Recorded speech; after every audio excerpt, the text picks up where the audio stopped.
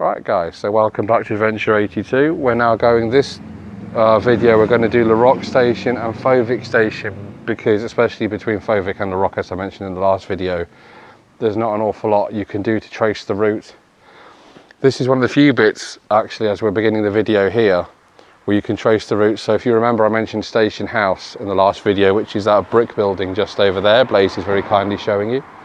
And if she pans very slowly around this way, as to not make you feel sick, you can see how this road goes through here. And it was down here, and then it curved off slightly and went down and followed Le Centre, and it went across Le Petit Centre, very similar to the Petit Centre's route. And then it went straight across the fields. So we're now going to take a look down Le Petit Centre and see if we can tell where the train went once it got down the other end. But whilst we do that, I suppose I best run the intro. So to me in the future editing this, Stephen, do the intro.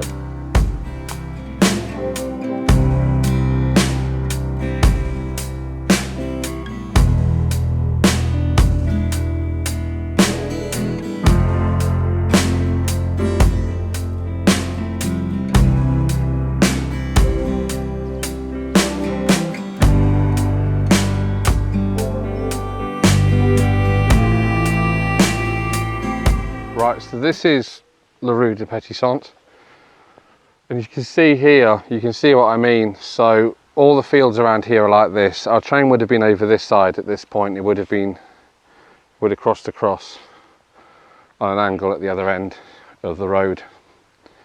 But you can see how these fields are so thick, so overgrown, and haven't been used in such a long time that finding any kind of remnant of train track is going to be nigh on impossible. But we're going to give it a bash because, well, God and YouTube both love a trier. But, right, so we shall pick this up down there. States of Jersey.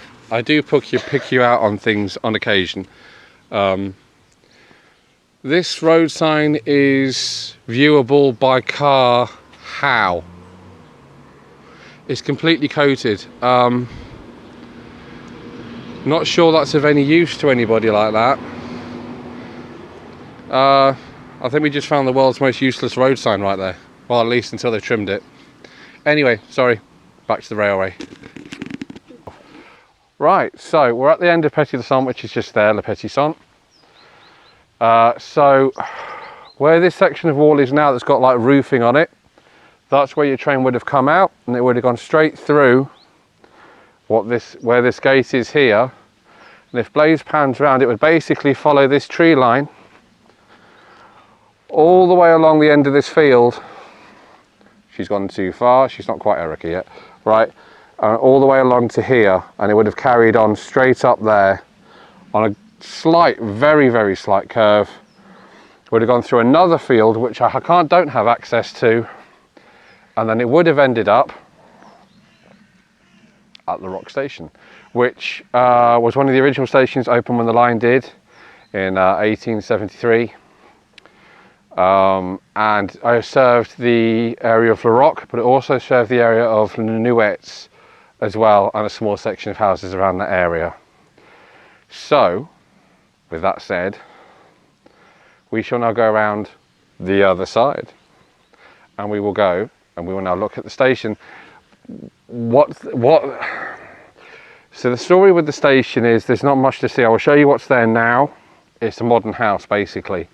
The original station was there until 2010, when it was bought by someone else who demolished said station and its platform that was there at the time, and then built a new house on top.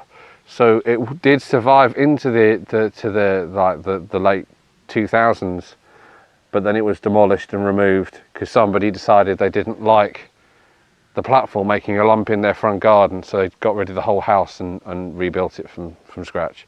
I have some photographs courtesy of Disused Stations website to show you of that. They'll be on at the end, like a lot of my photos are.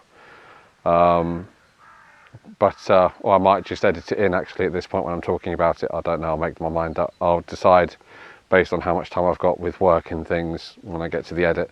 But yeah, I do have pictures to show you of that. But for now, we'll go around to the other side. I'll show you where the station was. You can tell it was a station, you can tell it was definitely railway related, but the building that's there has nothing to do with the station anymore.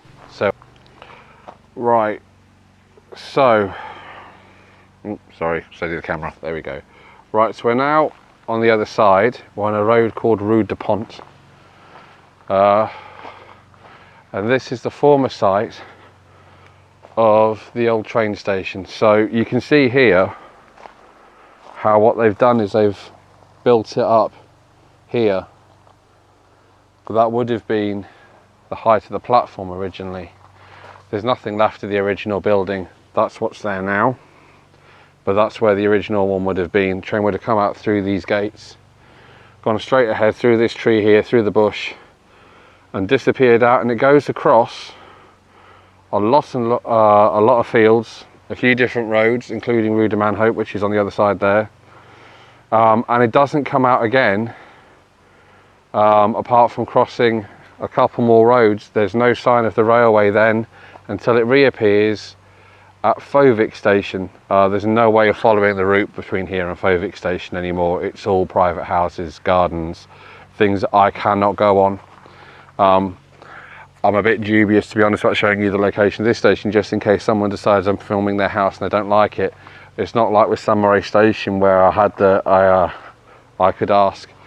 So we will now go off and I'll go around to Rue de Fauvic, which is where the site of Fauvic Station is, and I will show you that. I'll show you Fauvic Station, which hasn't changed as an awful lot. It's had extensions done to it, but the original building's still there if you know what to look for. The platform's still there.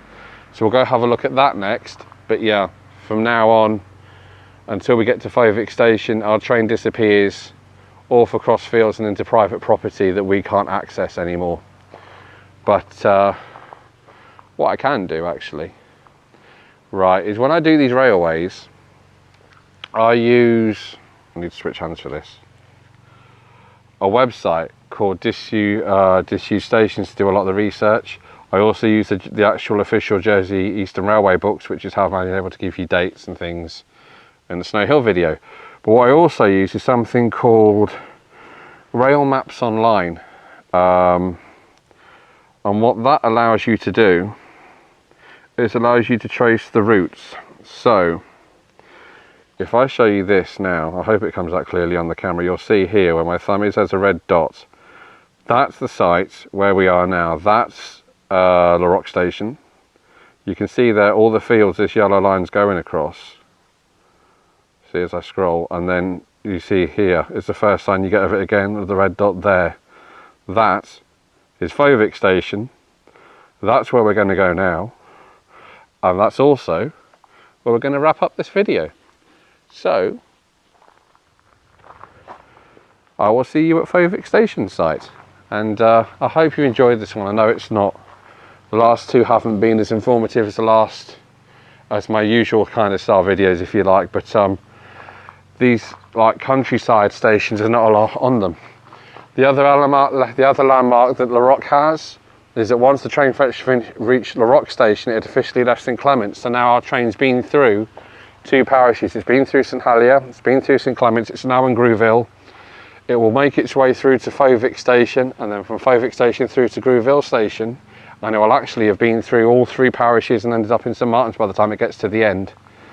So it actually cuts through more parishes than the JR&T did.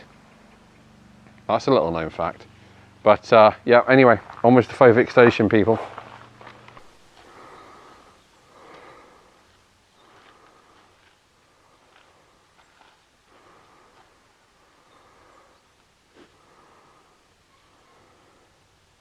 Bet those fellas are enjoying the sunshine, actually. It's a rare occasion for them in October to be enjoying sun, I'm sure. Anyway, fellas, we're trying to follow a railway, so I'll leave you guys alone. Right, so we're now at the site of the Fauvic Station. Our train would have come from down there. There's a road just at the side here. We'll go and look and see if there's any lead up in a moment. But as you can see, the station, just like Samara, is in its original state, with the exception of there's been an extension added at the end where they've got a garage now. But again, it's nice to see that some of these buildings are still surviving. Obviously, the Rocque station wasn't quite so lucky. It survived a long time, but somebody decided they didn't want it anymore. What's quite cool about this one, come on Blaze, chop chop, is if we come onto the road bit, I said I'd follow for you to see if there was anything left. You can see here your original platform. Blaze will now very kindly show you the slope and how you can see the route of the platform. And you can see this was an original one, because like I said, the Le Bourg one I mentioned in the previous video was a temporary one, wooden one. You can tell which ones the original ones were, because the original ones had these granite platforms. And unusually for Jersey, this one sloped down, because as I said, Jerseys tended to be quite square and they're just an abrupt end, so it was just literally a slab at a height for the train, the end. This was more like a UK style platform, in the fact that it had that slope gradually down at either end, which wasn't common in the Jersey platforms. But what we'll do before we end this video is we'll just go up here and I'll show you just how much field it had to cross to get to this point. So me and Blaze will go up here and we'll be back with you in a few seconds. Right, so as you walk along the former track bed, to see what's left of the track bed, aside from this obvious tarmac section, you can see how much longer the platform was. It comes to an end here now, because that's where the property ends. But the platform went slightly longer than that. It was a total of 225 feet long, same as the Fauvic station. So you can see this one comes from an abrupt halt with a house. So if anybody says we should put the railways back, and it would be awesome, there would be a lot of bulldozing to be done before that was possible. But what this does allow me to show you is just show you how much field there is that this thing used to cross. We're now in line with the platform, so obviously it would have been off to this side. But you can see there's so much field back there housing, because of course this was open space, had been cleared, it was already flat. It saved the builders a lot of effort. And Jersey was very heavy in building in the 50s. That's how we ended up with the Vic Avenue and stuff, because before that Vic Avenue was a standard road. And then it went to having those little wooden separators in between them, and then it got the islands, which I remember fondly from the 80s and the 70s. With the little flower beds in the middle. Yeah, I'm trying to tell you about a railway, and I'm reminiscing about Victoria Avenue. And of course now it's a shadow of itself. Victoria Avenue was such a pretty place to drive down once upon a time, but alas, that's not the case no more. So anyway, that's Fauvic Station. That's Blaze. This is me, hopefully without cutting my head off this time. And that's the end of this video. So I hope you enjoyed it. I know it's not one of my better videos, but I do hope it was informative and you enjoyed watching it. Next time what we'll do is we will continue our journey onto Grooville Station, and then we're down to the last run, the two Gory stations. So we've almost reached the end of our journey now, but thank you for joining in and watching the videos. It means an awful lot to me. Again, if you're interested in my shop or want to support the channel, there's Buy Me a Coffee, and there's the now a merchandise shop if you're interested in that stuff down below. Otherwise, just subscribing is enough. It means the world. That's the hardest thing to get, actually, the subscribers. And I'll see you next time. So from me and Miss Blaze, we'll see you in the next video. Bye.